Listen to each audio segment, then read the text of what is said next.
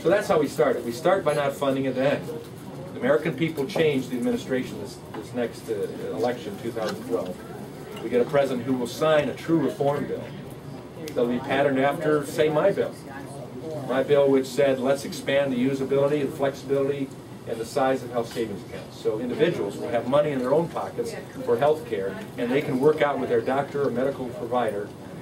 If they need it, they pay for it. If not, they're consumers. They go on. Another proposal in my bill would have given the opportunity for association health plans. Those aren't allowed right now.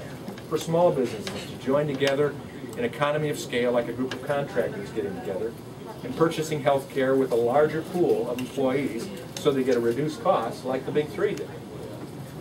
Would allow that. My bill would. My bill also said you could purchase health care across state lines.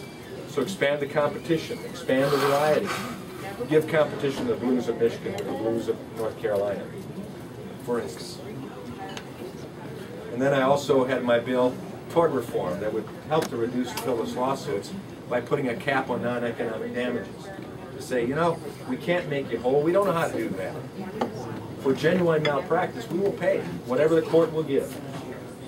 But on non-economic damages, there's got to be a cap, or the sky's the limit, and the attorneys will be out there with a lottery system that says, we'll try, if we don't win, no loss. If we win, I take a third of it, and you'll get the rest. Maybe.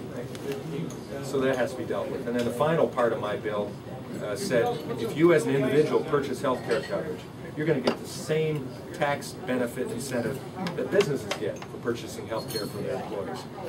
It basically says to individual citizens, attaboy, attagirl, for being responsible and taking care of yourself. And we'll give you a tax benefit for doing that. Added to that, there are things that Republicans added in their bill that they brought this year to the White House that included all of the points that I just listed from my bill, plus things like a high-risk pool to deal with those with pre-existing conditions, and a few other things. So we have ideas.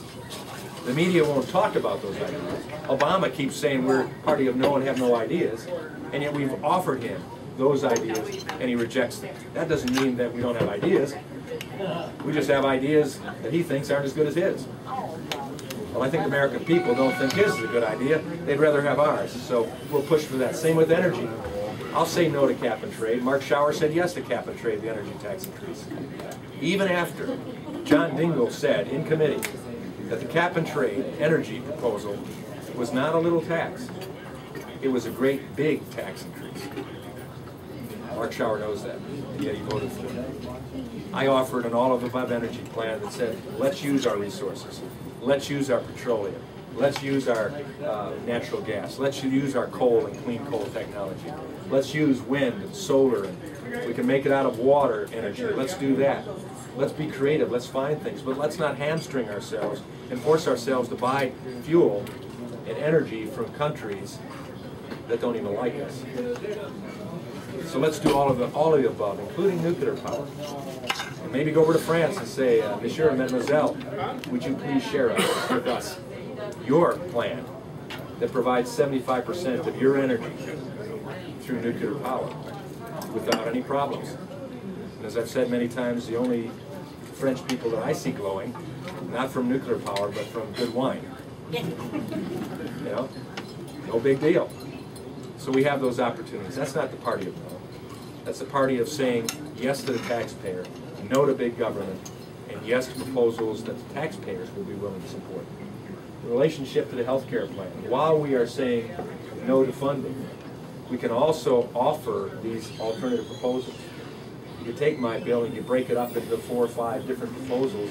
Rather than 2,700-page bill, they'd be a couple paragraph bill. You get the people that talk about that. Sean Hannity, Glenn Beck, Rush Limbaugh, Alan Combs from the other side.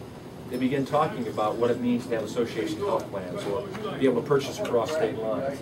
We hold hearings in committee, unlike what the Democrats don't do.